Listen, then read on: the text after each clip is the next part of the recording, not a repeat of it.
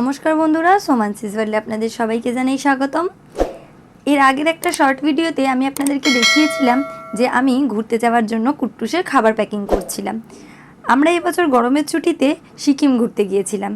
কেমন আনন্দ করলাম, কোথায় কোথায় ঘুরলাম, সেই সবটাই আমি আপনাদের সাথে শেয়ার করব। যেদিন আমরা যাত্রা শুরু করব সেদিন আমরা গিয়েছিলাম বজরংবলীর মন্দিরে পুজো দিতে।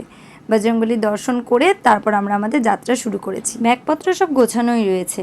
পুজো দিয়ে সোজা বাড়ি গিয়ে ব্যাগপত্র নিয়ে টোটোয় উঠে আমরা রওনা হলাম আমাদের গন্তব্যের উদ্দেশ্যে। আমরা এখন যাচ্ছি দাসনগর স্টেশনে।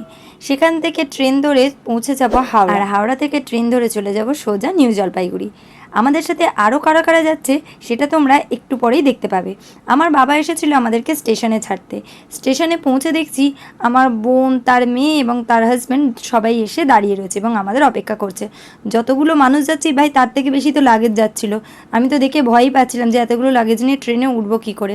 যাই হোক, আমার মাম্মামকে ওর মাসি যতই ডাকুক না কেন, ও সোজা গিয়ে আগে ওর দিদির কাছেই হাজির হয়েছে।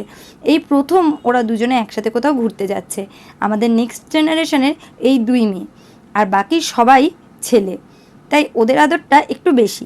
ট্রেনে উঠে দেখুন বোনকে সামনে নিয়ে যাচ্ছে।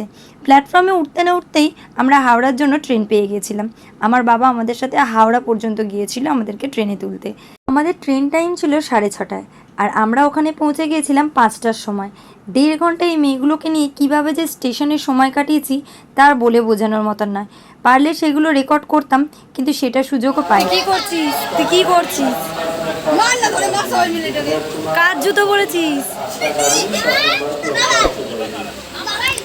কি হলো রে? কার জুতো পরেছিস? কার বাবা? মশাই কই? মশাইয়ের জুতো পরেছিস?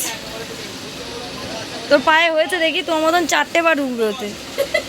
এইবার বুঝতে পারলেন তো কেন আমি স্টেশনে ভিডিও করতে পারিনি।